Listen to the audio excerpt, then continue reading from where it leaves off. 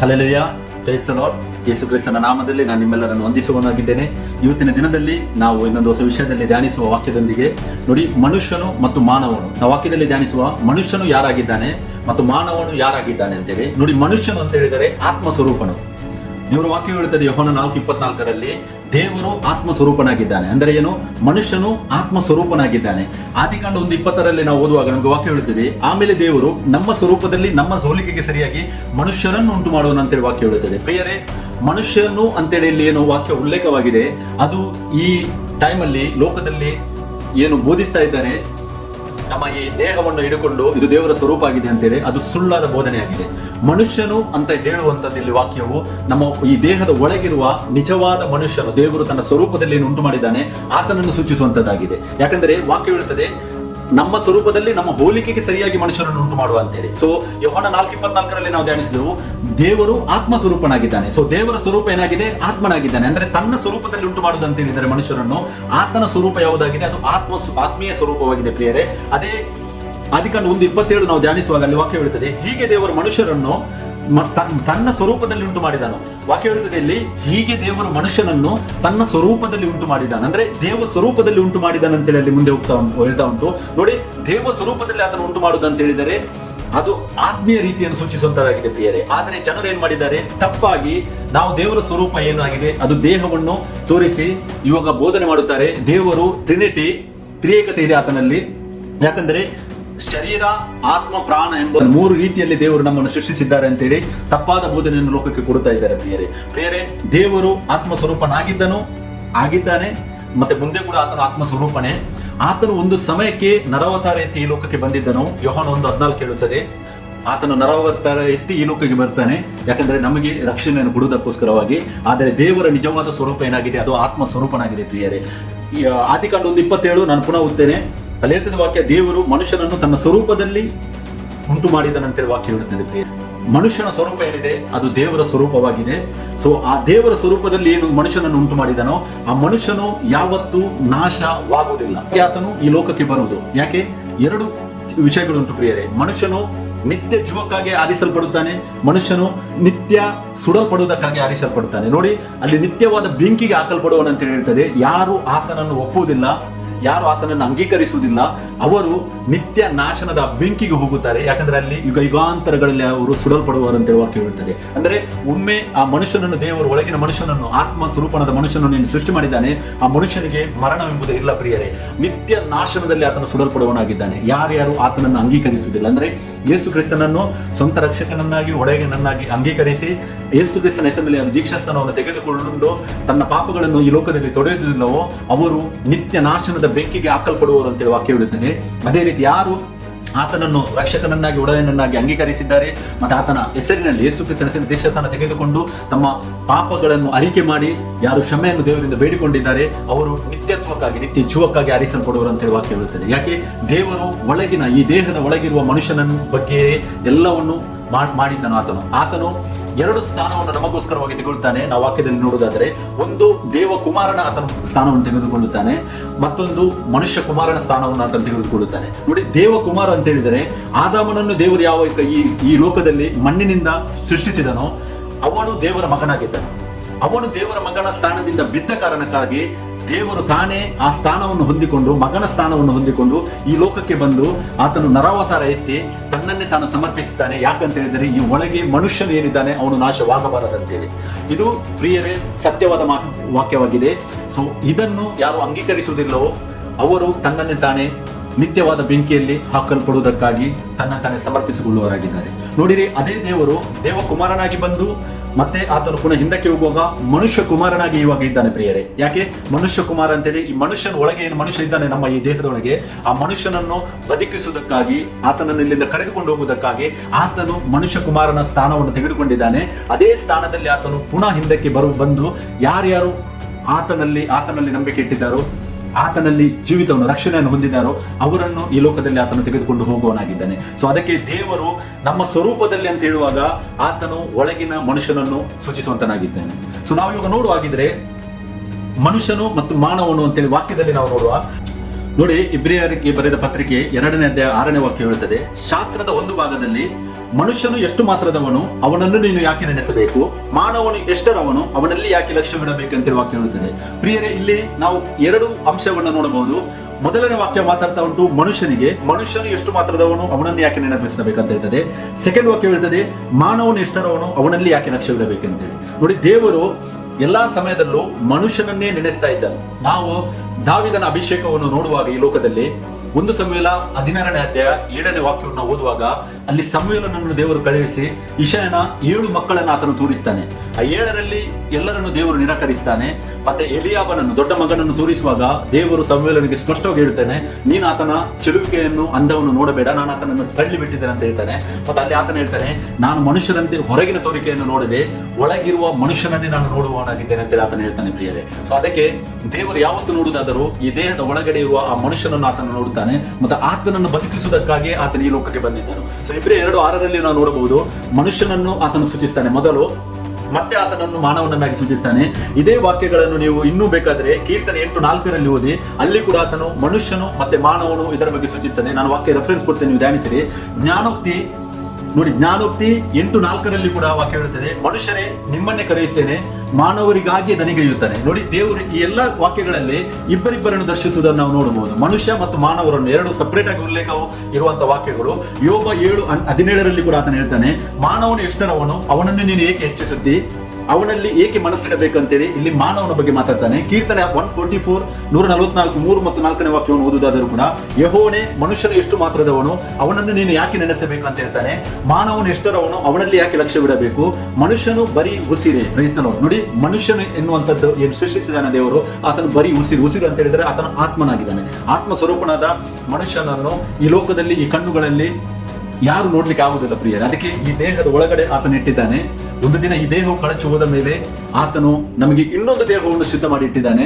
ಅದಾಗಿದೆ ನಾವು 1 ಕೊರಿಂಥ 15ನೇ ಅಧ್ಯಾಯ 44ರಿಂದ 49 ತನಕ ಓದುವಾಗ ಅಲ್ಲಿ ವಾಕ್ಯ ಹೇಳುತ್ತದೆ, ಭೂಲೋಕದ ದೇಹಗಳು ಮತ್ತು ಪರಲೋಕದ ದೇಹಗಳು, 2 ದೇಹಗಳನ್ನು ಸೂಚಿಸ್ತಾ ಇದೆ ಪ್ರಿಯರೇ. ಒಂದು ವೇಳೆ ಈ ಟ್ರಿನಿಟಿ ಬೋಧನೆಯವರು ಬೋಧಿಸುವ ಪ್ರಕಾರ ಅವರು ಈ ದೇಹವನ್ನು ದೇವರ ಸ್ವರೂಪ ಅಂತ ಹೇಳಿದರೆ, ಆ ಪರಲೋಕದ ದೇಹಗಳು ಏನಿದೆ ಅದನ್ನು ಯಾವುದಕ್ಕೆ ಹೋಲಿಸಲಿಕ್ಕೆ ಆಗ್ತದೆ ಪ್ರಿಯರೇ.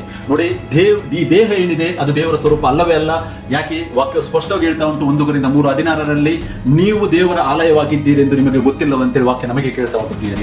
ಯಾಕಂದ್ರೆ ಈ ದೇಹವನ್ನು ದೇವರು ಏನು ತಯಾರು ಮಾಡಿದ್ದಾನೆ, ಆ ಮನುಷ್ಯನನ್ನು ಒಳಗೆ ವಾಸಿಸುವುದಕ್ಕಾಗಿ ಮತ್ತು ಆ ಮನುಷ್ಯನ ಜೊತೆ ದೇವರ ಆತ್ಮನ ಬಂದು ವಾಸಿಸುವುದಕ್ಕಾಗಿ ಆತನು ಈ ದೇಹಗಳನ್ನು ಸೃಷ್ಟಿಸಿದ್ದಾಗಿದೆ. ಯಾಕಂದ್ರೆ ಆ ಆತ್ಮ ಸ್ವರೂಪನಾದ ಮನುಷ್ಯನಿಗೆ ಒಂದು ಮನೆಯನ್ನು, ಒಂದು ನಿಲ್ಲುವುದಕ್ಕೆ, ಈ ಭೂಮಿಯ ಮೇಲೆ ನಿಲ್ಲುವುದಕ್ಕೋಸ್ಕರವಾಗಿ ಒಂದು ಮನೆಯನ್ನು ಆತನು ದೇವರು ಸೃಷ್ಟಿಸಿದ್ದು, ಅದು ದೇವರ ಸ್ವರೂಪ ಅಲ್ಲ. ದೇವರ ಸ್ವರೂಪ ಏನಾಗಿದೆ, ಅದು ದೇವರ ಸ್ವರೂಪ ಆಗಿದೆ. ನಮ್ಮ ಒಳಗಿರುವ ಮನುಷ್ಯನು ಆತನ ಸ್ವರೂಪದಲ್ಲಿ ಸೃಷ್ಟಿಸಲ್ಪಟ್ಟಿದ್ದಾನೆ ಪ್ರಿಯರೇ. ನಾವು ಇಷ್ಟೇನು ವಾಕ್ಯವನ್ನು ಧ್ಯಾನಿಸಿದೆವು. ಇಲ್ಲಿ ಸ್ಪಷ್ಟವಾಗಿ ಹೇಳ್ತಾ ಉಂಟು ಮನುಷ್ಯನ ಬಗ್ಗೆ ಮತ್ತು ಮಾನವನ ಬಗ್ಗೆ ಮಾತಾಡ್ತಾ ಉಂಟು. ನಾನು ಆದಿಕಾಂಡ 1:27 ಹೇಳಿದೆ, ಮನುಷ್ಯನನ್ನು ದೇವರು ಆತನ ಸ್ವರೂಪದಲ್ಲಿ ಉಂಟು ಮಾಡುವುದನ್ನು ನಾವು ನೋಡಿದೆವು.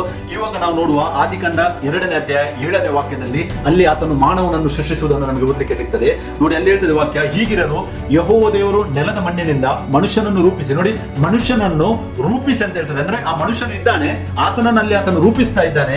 ಯಾವ ರೀತಿಯಲ್ಲಿ ರೂಪಿಸ್ತಾ ಇದ್ದಾನೆ, ಅವನ ಮೂಗಿಯಲ್ಲಿ ಜೀವಶ್ವಾಸವನ್ನು ಕೊಡುತ್ತಾನೆ, ಮತ್ತೆ ಆಗ ಮನುಷ್ಯನು ಬದುಕುವ ಪ್ರಾಣಿ ಅದನ್ನು ಅಂತ ಹೇಳ್ತದೆ. ಇಂಗ್ಲಿಷ್ ಅಲ್ಲಿ ವಾಕ್ಯ ಉಂಟು, and man become a living soul ಅಂತ ಹೇಳಿ ವಾಕ್ಯ ಉಂಟು. ಅಂದ್ರೆ ಆ ಮನುಷ್ಯನು ಏನಿದ್ದಾನೋ ಅವನು ಬದುಕುವ ಪ್ರಾಣಿ ಆಗ್ತಾನೆ. ಯಾವಾಗ ದೇವರು ಮನುಷ್ಯನಿಗೆ ಒಂದು ರೂಪವನ್ನು ಕೊಟ್ಟು ತನ್ನ ಶ್ವಾಸವನ್ನು ಆತನಿಗೆ ಊದುತ್ತಾನೋ ಆವಾಗ ಆತನು ಬದುಕುವ ಪ್ರಾಣಿ ಆಗ್ತಾನೆ ಪ್ರಿಯರೇ. ಈ ಆದಿಕಾಂಡ 2:7 ದೇವರು ಇಲ್ಲಿ ಆದಾಮನನ್ನು ಸೃಷ್ಟಿಸುವುದನ್ನು ನಾವು ನೋಡಬಹುದು. ಆದಾಮನನ್ನು ಈ ಮಣ್ಣಿನಿಂದ ದೇವರು ಸೃಷ್ಟಿಸಿದ್ದಾನೆ. ಅದು ದೇವರ ರೂಪವಲ್ಲ, ಅದು ಈ ಲೋಕಕ್ಕೆ ಸಂಬಂಧಪಟ್ಟ ದೇಹವಾಗಿದೆ. ಯಾಕಂದ್ರೆ ನಾನು ಹೇಳಿದೆ 1 ಕೊರಿಂಥ 15:44ರಿಂದ 49 ತನಕ ಓದಿರಿ, ಅಲ್ಲಿ ವಾಕ್ಯ ಹೇಳ್ತದೆ, ಇಹಲೋಕದ ದೇಹವು ಕೂಡ ಉಂಟು, ಪರಲೋಕದ ದೇಹಗಳು ಕೂಡ ಉಂಟು. ಇಹಲೋಕದ ದೇಹವನ್ನು ದೇವರು ಮಣ್ಣಿನಿಂದಲೇ ಸೃಷ್ಟಿ ಮಾಡಿದ್ದಾನೆ. ಪರಲೋಕದ ದೇಹಗಳನ್ನು ದೇವರು ಆತನ ಮಹಿಮಾ ಶರೀರದ ರೂಪದಲ್ಲಿ ಆತನು ಸೃಷ್ಟಿ ಮಾಡಿದ್ದಾನೆ. ಅದು ಒಂದು ದಿನ ಪ್ರಕಟವಾಗುವುದು. ಇವಾಗ ಅದು ಆಲ್ರೆಡಿ ಆದಾಮನಿಗೆ ದೇವರು ಕೊಟ್ಟಿದ್ದನು. ಯಾಕಂದ್ರೆ ನಾವು ನೋಡಬಹುದು ಆದಿಕಾಂಡ 2:25ನೇ ವಾಕ್ಯದಲ್ಲಿ ನೋಡಬಹುದು, ಅವರು ಇಬ್ಬರು ನಗ್ನರಾಗಿದ್ದರು ಕೂಡ ಯಾವಾಗ ಆತನ ಮಹಿಮೆ ಶರೀರದಲ್ಲಿದ್ದರೋ ಆವಾಗ ಅವರು ಆ ನಗ್ನತೆಯನ್ನು ಫೀಲ್ ಮಾಡುವುದಿಲ್ಲ. ಯಾವಾಗ ಆ ಮಹಿಮೆಯು ಬಿದ್ದೋಗುತ್ತದೋ ಆವಾಗ ನಾವು ಆದಿಕಾಂಡ 3:6-7ನೇ ವಾಕ್ಯದಲ್ಲಿ ನಾವು ನೋಡಬಹುದು, ಅವರು ನಗ್ನತೆಯನ್ನು ಫಸ್ಟಿಗೆ ಯಾವಾಗ ಪಾಪ ಮಾಡ್ತಾರೆ ಆವಾಗ ಅವರು ನಗ್ನತೆಯನ್ನು ಫೀಲ್ ಮಾಡುವುದನ್ನು ನಾವು ವಾಕ್ಯದಲ್ಲಿ ಧ್ಯಾನಿಸಬಹುದು ಪ್ರಿಯರೇ. ಸೊ ಅದಕ್ಕೆ ದೇವರು ಮಾನವನನ್ನು ಈ ಮಣ್ಣಿನಿಂದ ಉಂಟು ಮಾಡುತ್ತಾನೆ. ಅದೇ ರೀತಿಯಾಗಿ ಆದಿಕಾಂಡ 5:1-3ನೇ ವಾಕ್ಯವನ್ನು ನಾನು ನಿಮ್ಗೆ ಓದಲಿಕ್ಕೆ ಬಯಸ್ತೇನೆ. ಇಲ್ಲಿ ನೋಡಿ, ಆದಾಮನ ವಂಶದ ಚರಿತ್ರೆ ಅಂತ ಹೇಳ್ತದೆ ವಾಕ್ಯವು. ದೇವರು ಸೃಷ್ಟಿಕಾಲದಲ್ಲಿ ಮನುಷ್ಯನನ್ನು ತನ್ನ ಹೋಲಿಕೆಗೆ ಸರಿಯಾಗಿ ಉಂಟು ಮಾಡಿದಾನೆ ಅಂತ ವಾಕ್ಯ ಹೇಳ್ತದೆ. ಅಂದ್ರೆ ಇಲ್ಲಿ ಈ ಮೊದಲನೇ ವಾಕ್ಯ ಏನಿದೆ ಆದಿಕಾಂಡ 5:1 ಆದಾಮನ ವಂಶದವರ ಚರಿತ್ರೆಯನ್ನು ಎಕ್ಸ್ಪ್ಲೇನ್ ಮಾಡುವಾಗ ಇಲ್ಲಿ ವಾಕ್ಯ ಹೇಳ್ತದೆ, ದೇವರು ಸೃಷ್ಟಿಕಾಲದಲ್ಲಿ ಮನುಷ್ಯನನ್ನು ತನ್ನ ಹೋಲಿಕೆಗೆ ಸರಿಯಾಗಿ ಉಂಟು ಮಾಡಿದನು. ಇದು ಆದಾಮನ ಬಗ್ಗೆ ಮಾತಾಡೋದಲ್ಲ, ಇದು ಸ್ಟಾರ್ಟಿಂಗ್ ಅಲ್ಲಿ ಹೇಳ್ತಾ ಇದ್ದಾನೆ ಮನುಷ್ಯನು ಅಂದ್ರೆ ಆತ್ಮಸ್ವರೂಪನಾದತನನ್ನು ಆತನು ದೇವರು ತನ್ನ ಹೋಲಿಕೆಗೆ ಸರಿಯಾಗಿ ಉಂಟು ಮಾಡುವುದನ್ನು ನಾವು ನೋಡಬಹುದು. ಎರಡನೇ ವಾಕ್ಯವನ್ನು ನೋಡುವಾಗ ಅಲ್ಲಿ ಹೇಳ್ತದೆ, ಅವರನ್ನು ಗಂಡು ಹೆಣ್ಣಾಗಿ ಉಂಟು ಮಾಡಿದ್ದಾನೆ ಅಂತೇಳಿ. ಅಂದ್ರೆ ಅಲ್ಲಿ ಆದಾಮನಿಗೆ ಒಂದು ರೂಪವನ್ನು ಕೊಡುತ್ತಾನೆ. ಮೊದಲು ಆದಾಮನನ್ನು ದೇವರು ಮಣ್ಣಿಂದ ಸೃಷ್ಟಿಸ್ತಾನೆ, ಮತ್ತೆ ಆದಾಮನ ಒಂದು ಎಲುಬನ್ನು ತೆಗೆದು ಅದರಿಂದ ಹವ್ವಳನ್ನು ಸೃಷ್ಟಿಸ್ತಾನೆ. ಅಂದ್ರೆ ಗಂಡಸಿನ ರೂಪವನ್ನು ಕೊಡುತ್ತಾನೆ ಆ ದೇಹಕ್ಕೆ, ಮತ್ತೆ ಹೆಂಗಸಿನ ರೂಪವನ್ನು ಕೊಡುವುದನ್ನು ನಾವು ವಾಕ್ಯದಲ್ಲಿ ನೋಡಬಹುದು. ಇದಲ್ಲದೆ ಅದೇ ದಿವಸದಲ್ಲಿ ಅವರನ್ನು ಆಶೀರ್ವದಿಸಿ ಅವರಿಗೆ ಮನುಷ್ಯ ಎಂದು ಹೆಸರಿಟ್ಟನು. ನೋಡಿ, ಯಾವಾಗ ಆತನು ಆ ಆದಾಮನನ್ನು ಉಂಟು ಮಾಡುತ್ತಾನೋ ಆವಾಗ ಅವರಿಗೆ ಮನುಷ್ಯ ಅಂತೇಳಿ. ಯಾಕಂದ್ರೆ ದೇವರು ನೋಡುದು ಯಾವಾಗಿದ್ರು ಒಳಗಿನ ಮನುಷ್ಯನನ್ನು ಪ್ರಿಯರೇ. ಮನುಷ್ಯರು ನಾವು ನೋಡುವಾಗ ಹೊರಗಿನ ರೂಪವನ್ನು ನೋಡುತ್ತೇವೆ, ಆದರೆ ದೇವರು ಮಾತಾಡುವಾಗ ಯಾವಾಗಲೂ ಒಳಗಿನಲ್ಲಿರುವ ಆತನ ಸ್ವರೂಪದ ಮನುಷ್ಯನನ್ನು ಆತನು ಮಾತಾಡುತ್ತಾನೆ. ನೋಡಿ, ಇದಕ್ಕೆ ಇನ್ನೊಂದು ನಾನು ಪವರ್ಫುಲ್ ವಾಕ್ಯವನ್ನು ನಿಮಗೆ ಕೊಡಲು ಬಯಸ್ತೇನೆ. ನೀವು ಆದಿಕಾಂಡ 5ನೇ ಅಧ್ಯಾಯ 3ನೇ ವಾಕ್ಯವನ್ನು ಧ್ಯಾನಿಸುವಾಗ ಅಲ್ಲಿ ವಾಕ್ಯ ಹೇಳುತ್ತದೆ, ಆದಾಮನು 130 ವರ್ಷದವನಾದಾಗ ರೂಪದಲ್ಲಿ ತನ್ನ ಹೋಲಿಕೆಗೆ ಸರಿಯಾದ ಮಗನನ್ನು ಪಡೆದು ಆತನಿಗೆ ಸೇತನೆಂದು ಹೆಸರಿಟ್ಟನು ಅಂತೇಳಿ ವಾಕ್ಯ ಹೇಳುತ್ತದೆ. ಪ್ರಿಯರೇ, ಇಲ್ಲಿ ನಾವು ನೋಡಬಹುದು ಆದಾಮನ ಸ್ವರೂಪದಲ್ಲಿ ಮತ್ತೆ ಆದಾಮನ ಹೋಲಿಕೆಗೆ ಸರಿಯಾಗಿ, ಅಂದ್ರೆ ಆ ನರಮಾನವ ಏನಿದ್ದಾನೆ, ನರ ಮನುಷ್ಯನನ್ನು ದೇವರನ್ನು ಉಂಟು ಮಾಡಿದನು ಮಣ್ಣಿನಿಂದ, ಆತನ ರೂಪದಲ್ಲಿ ಆತನ ಹೋಲಿಕೆಗೆ ಸರಿಯಾದ ಮಗನಾದ ಸೇತನನ್ನು ಆತನನ್ನು ಪಡೆಯುವುದನ್ನು ನಾವು ನೋಡಬಹುದು. ಮತ್ತೆ ಇಲ್ಲಿ ವಾಕ್ಯ ಸ್ಪಷ್ಟ ಹೇಳ್ತದೆ, ಆ ಆದಾಮನ ರೂಪವನ್ನು ಮೆನ್ಷನ್ ಮಾಡ್ತಾ ಇದೆ ಪ್ರಿಯರೇ ವಾಕ್ಯ ಇಲ್ಲಿ. ಆದಾಮನ ಅಂತಾರೆ ಆ ಮಣ್ಣಿನ ರೂಪವನ್ನು ಮತ್ತೆ ಮಣ್ಣಿನ ಹೋಲಿಕೆಗೆ ಸರಿಯಾಗಿ ಮನುಷ್ಯನು ದೇವರು ಆತನ ಮಗನನ್ನು ಉಂಟು ಮಾಡುವುದನ್ನು ನಮಗೆ ಇಲ್ಲಿ ನೋಡ್ಲಿಕ್ಕೆ ಸಿಗ್ತದೆ. ಸೊ ಅದಕ್ಕೆ ದೇವರ ರೂಪ ಏನಿದೆ, ದೇವರ ಸ್ವರೂಪ ಏನಿದೆ ಈ ಶರೀರದೇ ಅಲ್ಲ. ದೇವರ ರೂಪ ಏನಾಗಿದೆ, ಆತ್ಮ ಸ್ವರೂಪನಾಗಿದ್ದಾನೆ, ಆತನೇನು ನಮ್ಮ ಒಳಗೆ ಇಟ್ಟಿದ್ದಾನೆ. ಮತ್ತೆ ಆ ಮನುಷ್ಯನ ಸ್ವರೂಪ ಏನಾಗಿದೆ, ಅದು ಆದಿಕಾಂಡ 5:3ನೇ ವಾಕ್ಯವನ್ನು ನೀವು ಧ್ಯಾನಿಸಿರಿ. ನೋಡಿರಿ, ಸೇತನನ್ನು ಯಾವಾಗ ಆತನು ಪಡೆಯುತ್ತಾನೆ ಅಲ್ಲಿ ವಾಕ್ಯ ಹೇಳ್ತಾ ಉಂಟು, ಆದಾಮನ ರೂಪದಲ್ಲಿ ಆದಾಮನ ಸ್ವರೂಪದಲ್ಲಿ ಮತ್ತು ಆದಾಮನ ಹೋಲಿಕೆಗೆ ಸರಿಯಾಗಿ ಸೇತನ ಉಂಟಾಗುವುದನ್ನು ನಾವು ನೋಡಬಹುದು. ಮನುಷ್ಯನು ಅಂತ ಹೇಳಿದರೆ ಬರೀ ಉಸಿರು. ಯಾವಾಗ ಈ ಆತ್ಮನು ಹೊರಟು ಹೋಗುತ್ತಾನೋ ಆವಾಗ ಈ ದೇಹವು ಮಣ್ಣಿಗೆ ಸೇರೋದು, ಈ ಮಣ್ಣಿನಲ್ಲಿ ಮಣ್ಣಾಗುವುದು ಪ್ರಿಯರೇ. ಈ ದೇಹಕ್ಕೆ ಮತ್ತೆ ಈ ಮಣ್ಣಿನ ಶರೀರಕ್ಕೆ ಯಾವುದೇ ವ್ಯಾಲ್ಯೂ ಇಲ್ಲ. ಆದರೆ ಒಂದು ಸಂತೋಷದ ವಿಷಯ ಏನೆಂದರೆ, ಯೇಸು ಕ್ರಿಸ್ತನಲ್ಲಿದ್ದವರಿಗೆ ಅದೇ ದೇಹವನ್ನು ದೇವರು ಮಾರ್ಪಡಿಸಿ ಮಹಿಮಾ ಶರೀರವಾಗಿ ಅಲ್ಲಿಂದ ಎಬ್ಬಿಸ್ತಾನೆ ಅಂತೇಳಿ 2ನೇ ಕೊರಿಂಥ 5ನೇ ಅಧ್ಯಾಯದಲ್ಲಿ ಮತ್ತೆ 1ನೇ ಕೊರಿಂಥ 15ನೇ ಅಧ್ಯಾಯದಲ್ಲಿ ನಮಗೆ ಓದಲಿಕ್ಕೆ ಸಿಗ್ತದೆ ಪ್ರಿಯರೇ. ಯಾಕಂದ್ರೆ ದೇವರು ನಮಗೆ ಒಂದು ಭರವಸೆಯನ್ನು ಇಟ್ಟಿದ್ದಾನೆ. ಆತನು ಹೇಗೆ ಈ ಲೋಕಕ್ಕೆ ನಮಗೆ ಶರೀರವನ್ನು ಕೊಟ್ಟಿದ್ದಾನೋ, ಮನುಷ್ಯನಿಗೆ ಏನು ಮಣ್ಣಿನ ಶರೀರವನ್ನು ಕೊಟ್ಟಿದ್ದಾನೋ ಅದೇ ರೀತಿಯಾಗಿ ಆತನು ಪರಲೋಕಕ್ಕೆ ಕೂಡ ಒಂದು ಮಹಿಮಾ ಶರೀರವನ್ನು ನಮಗೆ ಕೊಡುತ್ತಾನೆ. ಮತ್ತೆ ಆತನು ಆ ಶರೀರವನ್ನು ಹೊಂದಿಕೊಂಡು ಇರುವುದನ್ನು ನಾವು ವಾಕ್ಯದಲ್ಲಿ ಧ್ಯಾನಿಸಬಹುದು ಪ್ರಿಯ. ನೋಡಿರಿ, ನಮಗೆ ಸಂತೋಷದ ವಿಷಯ ಏನಾಗಿದೆ ಅಂತ ಹೇಳಿದ್ರೆ, ದೇವರು ನಮಗೆ ಲೋಕಕ್ಕೂ ಶರೀರವನ್ನು ಕೊಟ್ಟಿದ್ದಾನೆ, ಮತ್ತೆ ಆತನೊಂದಿಗೆ ಹೋಗುವಾಗಲೂ ಕೂಡ ಒಂದು ಮಹಿಮೆಯ ಶರೀರವನ್ನು ಆತನು ಕೊಡುತ್ತಾನೆ. ಮತ್ತೆ ನಮ್ಮ ದೇವರು ಪ್ರೀತಿ ಸ್ವರೂಪನಾಗಿದ್ದಾನೋ ಆತನು ತನ್ನ ಮಕ್ಕಳ ಸ್ಥಾನವನ್ನು ಆತನು ತೆಗೆದುಕೊಳ್ಳುತ್ತಾನೆ. ನೋಡಿ, ಇಬ್ರಿಯ 14:15 ಆತನು ಹೇಳ್ತಾನೆ, ಇದಲ್ಲದೆ ಮಕ್ಕಳು ರಕ್ತ ಮಾಂಸಧಾರಿಗಳಾಗಿರುವುದರಿಂದ ಆತನು ಅವರಂತೆ ಆದನಂತೇಳಿ. ನೋಡಿ, ಪ್ರಾಕೃತವಾದದ್ದು ಮೊದಲು ಈ ಲೋಕದಲ್ಲಿ ಸ್ಥಾನವನ್ನು ತೆಗೆದುಕೊಳ್ಳುತ್ತದೆ. ಅದಕ್ಕೋಸ್ಕರವಾಗಿ ನಮ್ಮ ದೇವರ ಮಗನಾಗಿ ಪ್ರಾಕೃತ ದೇಹವನ್ನು ಹೊತ್ತಿಕೊಂಡು ಮೊದಲು ಬರ್ತಾನೆ ಈ ಲೋಕಕ್ಕೆ. ನಮಗೆ ಮಕ್ಕಳ ಸ್ಥಾನವನ್ನು ತಿರುಗಿ ದೊರಕಿಸುವುದಕ್ಕೋಸ್ಕರವಾಗಿ ಆತನು ದೇಹದಲ್ಲಿ ಬಲಿಯಾಗುತ್ತಾನೆ. ಮತ್ತೆ ಆತನು ಇವಾಗ ಮನುಷ್ಯ ಕುಮಾರನ ಸ್ಥಾನವನ್ನು ಹೊಂದಿದ್ದಾನೆ. ಯಾಕೆಂದರೆ ಈ ದೇಹದ ಒಳಗಿರುವ ಮನುಷ್ಯನನ್ನು ಆತನಿಗೆ ಮುಂದೆ ನಮ್ಮನ್ನು ಕರೆದುಕೊಂಡು ಹೋಗುವುದಕ್ಕೋಸ್ಕರವಾಗಿ ಆತನು ಅದೇ ಸ್ಥಾನವನ್ನು ತೆಗೆದುಕೊಂಡಿದ್ದಾನೆ ಪ್ರಿಯರೇ. ಸೊ ಅದಕ್ಕೆ ದೇವರ ಸ್ವರೂಪ ಅಂತೇಳಿ ಯಾರಾದರೂ ಈ ದೇಹವನ್ನು ಟೀಚ್ ಮಾಡುವುದಾದರೆ ನೀವು ವಾಕ್ಯದಲ್ಲಿ ಅವರಿಗೆ ಎಕ್ಸ್ಪ್ಲೇನ್ ಮಾಡಿ ತೋರಿಸಿ, ಈ ಶರೀರವೇನಿದೆ ಅದು ದೇವರ ಸ್ವರೂಪ ಅಲ್ಲವೇ ಅಲ್ಲ. ದೇವರ ಸ್ವರೂಪ ಏನಾಗಿದೆ, ಆತ್ಮವಾಗಿದೆ. ಆತನ ಆತ್ಮ ಸ್ವರೂಪನಾದ ದೇವರಾಗಿದ್ದಾನೆ. ಮತ್ತೆ ಆದಿಕಾಂಡ 5:3 ನಾವು ನೋಡಿದೆವು, ಈ ದೇಹ ಏನಿದೆ ಅದು ಆದಾಮನ ಸ್ವರೂಪವನ್ನು ಸೂಚಿಸುತ್ತದೆ. ವಾಕ್ಯವು ಸ್ಪಷ್ಟವಾಗಿ ನಮಗೆ ಸಿಗ್ತಾ ಉಂಟು. ಮತ್ತೆ ದೇವರು ತನ್ನ ಸೃಷ್ಟಿ ಕಾರ್ಯದಲ್ಲಿ ಮೊದಲು ಮನುಷ್ಯನನ್ನು ಉಂಟು ಮಾಡಿದ್ದಾನೆ ಅಂತ ಹೇಳಿದರೆ ಅದು ಆತ್ಮಿಕತೆಯನ್ನು ತೋರಿಸ್ತಾ ಉಂಟು ಪ್ರಿಯರೇ. ನೋಡಿ, ಇಬ್ರಿಯ 11:3 ವಾಕ್ಯ ಹೇಳ್ತಾ ಉಂಟು, ಲೋಕಗಳು ಅಂತ ಹೇಳ್ತದೆ. ಅಲ್ಲಿ ಒಂದು ಲೋಕದ ಬಗ್ಗೆ ಮಾತಾಡೋದಿಲ್ಲ, ಈ ಇಂಗ್ಲಿಷಲ್ಲಿ ಯೂನಿವರ್ಸ್ ಅಂತೇಳಿ ಬರೆದಿದ್ದಾರೆ. ಅಂದ್ರೆ ಈ ದೇವರ ಸೃಷ್ಟಿ ಏನಿದೆ ಅದು ನಾವು ಯೋಚಿಸುವುದಕ್ಕಿಂತಲೂ ಅತ್ಯಧಿಕವಾಗಿದೆ ಪ್ರಿಯರೇ. ಪೌಲನು ಕೂಡ ಹೇಳ್ತಾನೆ, ನಾವು ಯೋಚಿಸುವುದಕ್ಕಿಂತಲೂ ನಮ್ಮ ಆಲೋಚನೆಗೆ ಅತ್ಯಧಿಕವನ್ನು ಆತನು ಮಾಡಲು ಶಕ್ತನಾದ ದೇವರಾಗಿದ್ದಾನೆ. ನಾವು ಥಿಂಕ್ ಮಾಡ್ಬೋದು, ಇಷ್ಟೇ ಥಿಂಕ್ ಮಾಡ್ಬೋದು. ಆತನ ಏನು ಜ್ಞಾನವನ್ನು ನಮಗೆ ಕೊಟ್ಟಿದ್ದಾನೆ ಅಷ್ಟರಲ್ಲಿ ನಮಗೆ ಆತನನ್ನು ಥಿಂಕ್ ಮಾಡಲಿಕ್ಕೆ ಆಗ್ತದೆ. ಆದರೆ ಅದಕ್ಕಿಂತ ಮಿಗಿಲಾದ ಜ್ಞಾನವನ್ನು ಆತನು ಹೊಂದಿದವನಾಗಿದ್ದಾನೆ. ಯಾಕೆಂದ್ರೆ ಆತನೇ ಸರ್ವಜ್ಞಾನಿಯಾಗಿದ್ದಾನೆ, ಎಲ್ಲ ಜ್ಞಾನವನ್ನು ಕೊಟ್ಟಾತನ ಆತನಾಗಿದ್ದಾನೆ. ಆತ್ಮ ಸ್ವರೂಪನಾದ ದೇವರನ್ನು, ಏಕ ದೇವರನ್ನು ಆರಾಧಿಸಿರಿ. ದೇವರ ದೇವರ ಆಜ್ಞೆಯು ಅದೇ ಆಗಿದೆ, ಆತನ ಒಬ್ಬನೇ ಅಂತೇಳಿ ನಾವು ಆರಾಧಿಸಬೇಕು. ನೋಡಿ, ಆದಾಮನ ಚರಿತ್ರೆಯನ್ನು, ಆದಾಮನ ಸೃಷ್ಟಿ ಕಾರ್ಯವನ್ನು ನಾವೆಲ್ಲರೂ ಧ್ಯಾನಿಸುವುದಾದರೆ, ಆದಾಮನಲ್ಲಿ ಆದಾಮನೆಂಬ ಒಬ್ಬ ಪುರುಷನಿಂದ ಈ ಲೋಕದಲ್ಲಿ ಬಿಲಿಯನ್ಸ್ ಕಟ್ಟಲೆ ಜನರನ್ನು ಸೃಷ್ಟಿ ಮಾಡಿ ಎಷ್ಟೋ ಜನರು ಬಂದು ಹೋದರು, ಎಷ್ಟೋ ಜನರು ಬರ್ತಾ ಇದ್ದಾರೆ, ಮತ್ತೆ ಎಷ್ಟೋ ಬಿಲಿಯನ್ಸ್ ಜನರು ಇವಾಗ ಲೋಕದಲ್ಲಿ ಇದ್ದಾರೆ. ನೋಡಿ, ದೇವರ ಒಂದು ಮಹಿಮೆಯನ್ನು, ದೇವರ ಒಂದು ಸೃಷ್ಟಿ ಕಾರ್ಯವನ್ನು ನಾವು ನಮ್ಮ ಎಣಿಕೆಯಲ್ಲಿ ಯೋಚಿಸ್ಲಿಕ್ಕೆ ಆಗುದಿಲ್ಲ ಪ್ರಿಯರೇ, ಅಷ್ಟೊಂದು ಅಗೋಚರವಾಗಿದೆ. ಸೊ ಅದಕ್ಕೆ ಆತನ ಸ್ವರೂಪ ಅಂತೇಳಿ ಯಾರಾದರೂ ನಿಮಗೆ ಹೇಳಿದರೆ, ಈ ದೇಹದ ಸ್ವರೂಪ ಅಂತ ಹೇಳಿದರೆ ಅವರಿಗೆ ವಾಕ್ಯವನ್ನು ತೋರಿಸಿ. ನಾನು ನಿಮಗೆ ಇಬ್ರಿಯ 2ನೇ ಅಧ್ಯಾಯ 6 ವಾಕ್ಯವನ್ನು ಕೊಟ್ಟೆ, ಕೀರ್ತನೆ 8:4 ಕೊಟ್ಟೆ, ಮತ್ತೆ ಕೀರ್ತನೆ 144 3:4 ಕೊಟ್ಟೆ, ಯೋಗನಲ್ಲಿ ಕೂಡ ವಾಕ್ಯ ಕೊಟ್ಟೆ ಪ್ರಿಯರೇ. ಮನುಷ್ಯನು ಅಂತ ಹೇಳಿದರೆ ಆತ್ಮನು. ಯಾವಾಗ ಮನುಷ್ಯನ ಉಸಿರು ಹೊರಟು ಹೋಗುತ್ತದೋ ಈ ದೇಹದಲ್ಲಿ, ಅಂದರೆ ಮಾನವನ ಉಸಿರು ಯಾವಾಗ ನಿಂತು ಹೋಗುತ್ತದೋ ಆ ಟೈಮಲ್ಲಿ ಆತ್ಮನು ಹಿಂದೆ ಹೋಗುತ್ತಾನೆ ಪ್ರಿಯರೇ. ಆತ್ಮನನ್ನು ಈ ಲೋಕದಲ್ಲಿ ಯಾರಿಗೂ ನೋಡ್ಲಿಕ್ಕೆ ಆಗುದಿಲ್ಲ, ಅದೇ ರೀತಿ ದೇವರನ್ನು ಕೂಡ ನಮಗೆ ನೋಡ್ಲಿಕ್ಕೆ ಆಗುದಿಲ್ಲ. ಯಾಕೆಂದರೆ ದೇವರು ನಮಗೆ ಕಣ್ಣು ಏನು ಕೊಟ್ಟಿದ್ದಾನೆ, ಅದು ಈ ಲೋಕದಲ್ಲಿರುವಂತಹ, ಆತನು ಉಂಟು ಮಾಡಿರುವಂತಹ ಸಾಲಿಡ್ ವಸ್ತುಗಳನ್ನು, ಅಂದರೆ ನಾವು ಮುಟ್ಟುವಂಥ ವಸ್ತುಗಳನ್ನೇ ನೋಡ್ಲಿಕ್ಕೆ ನಮಗೆ ಆಗುವುದು ಪ್ರಿಯರೇ. ಮುಟ್ಟದೇ ಇರುವಂತಹ ವಸ್ತುಗಳನ್ನು ಈ ಕಣ್ಣಿನಿಂದ ನಮಗೆ ನೋಡ್ಲಿಕ್ಕೆ ಆಗುದಿಲ್ಲ. ದೇವರ ಮಹಿಮೆಯನ್ನು ಕೂತ್ಕೊಂಡು ಯೋಚಿಸಿ, ನಿಮ್ಮನ್ನು ತುಂಬಾ ಜನರು ತಪ್ಪಾದ ದಾರಿಯಲ್ಲಿ ನಡೆಯುವುದಕ್ಕೆ ಸಾಧ್ಯತೆ ಇದೆ. ತುಂಬಾ ಜನರು ನಡೆಸಿದ್ದಾರೆ. ಆದರೆ ದೇವರ ವಾಕ್ಯದಲ್ಲಿ ಬಲಗೊಂಡಿರಿ. ಆತನ ಸ್ವರೂಪವು ಏನಾಗಿದೆ ಅಂತೇಳಿ ವಾಕ್ಯದಲ್ಲಿ ಧ್ಯಾನಿಸಿರಿ. ಆತನು ಆತ್ಮಸ್ವರೂಪನಾಗಿದ್ದಾನೆ, ಮತ್ತು ನಾವು ನಿಜವಾದ ಮನುಷ್ಯರು, ಈ ದೇಹದ ಒಳಗಿರುವವರು, ನಾವು ಕೂಡ ಆತ್ಮಸ್ವರೂಪನಾಗಿದ್ದೇವೆ ಪ್ರಿಯರೇ. ಈ ದೇಹವು ಕಳಚಿ ಹೋದ ಮೇಲೆ ಆತ್ಮವು ಪುನಃ ದೇವರ ಹತ್ತಿರಕ್ಕೆ ಹೋಗಬೇಕು. ಆ ಆತ್ಮವನ್ನು ಒಂದು ವೇಳೆ ಶುದ್ಧನಾಗದಿದ್ದರೆ, ಒಂದು ವೇಳೆ ಆತ್ಮನು ಆತನು ರಕ್ಷಿಸಲ್ಪಡದಿದ್ದರೆ ದೇವರ ಸನ್ನಿಧಿಯಲ್ಲಿ ಹೋಗ್ಲಿಕ್ಕೆ ಯಾರಿಗೂ ಆಗುವುದಿಲ್ಲ ಅಂತೇಳಿ ವಾಕ್ಯವು ಹೇಳುತ್ತದೆ. ನಿಮ್ಮನ್ನು ನೀವೇ ಆತನ ರಕ್ತದಿಂದ ತೊಳೆದು ಶುದ್ಧೀಕರಿಸಿ, ಆತನೇ ಯೇಸುವೆ ಕರ್ತನೆಂದು, ಯೇಸುವೆ ಕ್ರಿಸ್ತನೆಂದು ಅಂಗೀಕರಿಸಿ.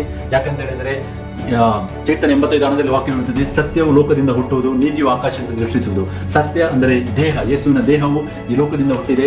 ಮತ್ತೆ ನೀತಿಯು ಅಂದರೆ ಯೆಹೋವನು ಯೇಸು ಕ್ರಿಸ್ತನಾಗಿ ಆ ದೇಹದಲ್ಲಿ ಆತನು ಬಂದು ನಮಗೆ ರಕ್ಷಣೆಯನ್ನು ಕೊಟ್ಟಿದ್ದಾನೆ ಪ್ರಿಯರೇ. ಆತನ ಒಬ್ಬನೇ ದೇವರು. ಆತನು 3 ಪರ್ಸನಾಲಿಟಿ ಅಥವಾ ಯಾವುದೇ ಪರ್ಸನಾಲಿಟಿ ಅಲ್ಲ. ಆತನ ಒಬ್ಬನೇ ದೇವರು, ಒಬ್ಬನೇ ಆತ್ಮನು, ಒಂದೇ ದೇಹವನ್ನು ಹೊಂದಿಕೊಂಡು ಆತನು ಈ ಲೋಕಕ್ಕೆ ಬಂದಿದ್ದನು, ನಮಗೋಸ್ಕರವಾಗಿ, ನಮ್ಮನ್ನು ರಕ್ಷಿಸುವುದಕ್ಕೋಸ್ಕರವಾಗಿ. ಸೊ ಅದಕ್ಕೆ ದೇವರು ನಮಗೆ ಸ್ತೋತ್ರವಾಗಲಿ.